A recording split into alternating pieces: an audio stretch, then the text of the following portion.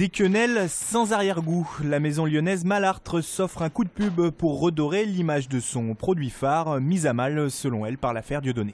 On s'est posé les questions, dire qu'est-ce qu'on allait pouvoir utiliser comme discours pour remettre les choses à leur place.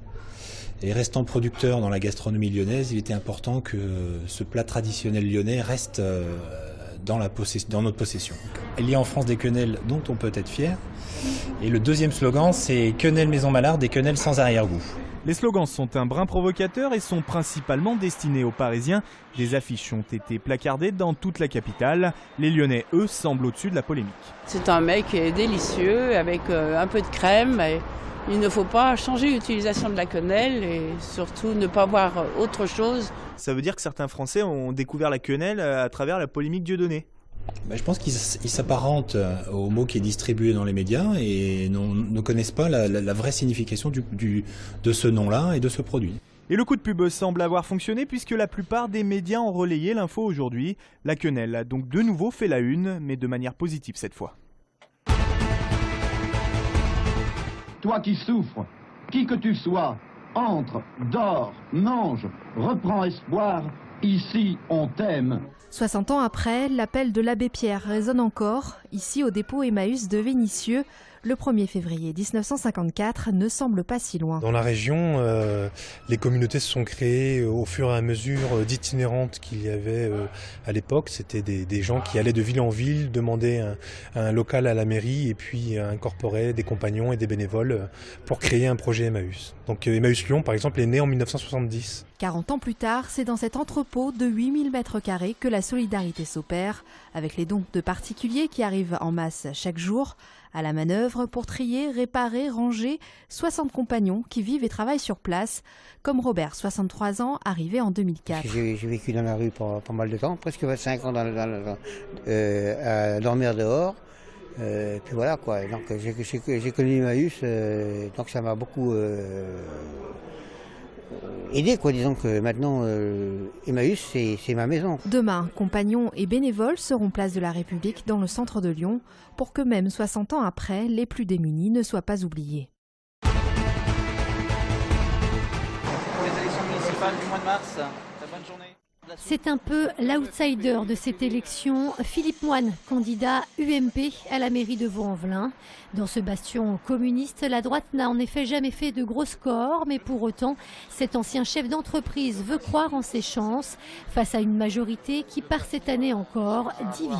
Il y a un ras-le-bol au niveau local des Vaudaises et des Vaudais qui aujourd'hui désavouent vraiment la politique du maire. On sent bien que le maire n'est plus aux commandes. Des critiques que Bernard Genin considère comme étant de mauvaise foi. Il met en avant un regain de dynamisme que connaît Vaux-en-Velin ces dernières années, redevenue la 4e ville de l'agglomération grâce, selon lui, à plusieurs projets de requalification.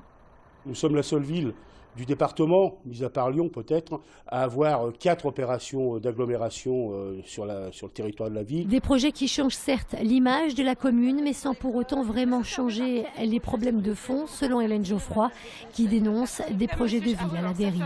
Une ville, ça ne peut pas être un assemblage de cubes de béton les uns à côté des autres. Aujourd'hui, ce sont les promoteurs immobiliers qui sont en train de faire le projet de ville en fonction de leurs propres intérêts. 3 autres candidats devraient postuler à ce poste en mars prochain à Vaux-en-Velin.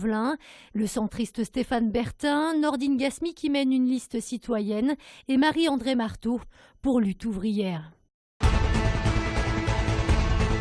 Sauf énorme surprise, d'ici à ce soir minuit, le mercato hivernal va se clôturer sans arrivée ni départ pour l'actuel 6e de Ligue 1. C'est donc un effectif lyonnais inchangé qui se prépare à se déplacer dimanche à 17 h à Rennes pour le compte de la 23e journée de championnat. Alors que son nom circulait du côté de Newcastle ces derniers jours, ce matin, Clément Grenier était toujours lyonnais. Tout le monde le sait, il y a la Coupe du Monde au mois de juin. J'ai la chance de jouer ici, de prendre du plaisir en ce moment, d'être régulier, de gagner des matchs et de petit à petit remonter au classement et de continuer à enchaîner les matchs vu qu'on est dans plusieurs compétitions. Donc je pense que c'était le plus intéressant pour ma progression personnelle. Et le milieu de terrain lyonnais ne sera pas de trop dans un groupe qui s'apprête à disputer 9 matchs en 29 jours. La rançon de la gloire en quelque sorte pour un Noël toujours en course dans 4 compétitions. Là, on a 4 mois devant nous qui peuvent être fantastiques. À nous de ne pas prendre ça comme une contrainte, mais prendre ça comme une opportunité. Sans doute en prévision de ses futures échéances et à cause d'une gêne aux adducteurs ressentie contre Evian dimanche dernier, le Breton Johan Gourcuff ne devrait pas jouer dimanche face à son club formateur. Un Stade Rennais qui à l'heure actuelle le végète à une inquiétante 16e place.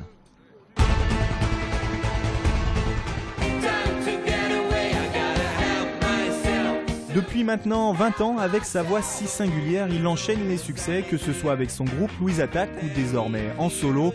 Gaëtan Roussel sera sur la scène du Transborder le 20 février prochain pour présenter Orpailleur, son dernier album. Enfermé au fond de nos postes de télé, s'évader toute l'énergie éolienne. Et bonne nouvelle, il reste quelques places. S'envoler.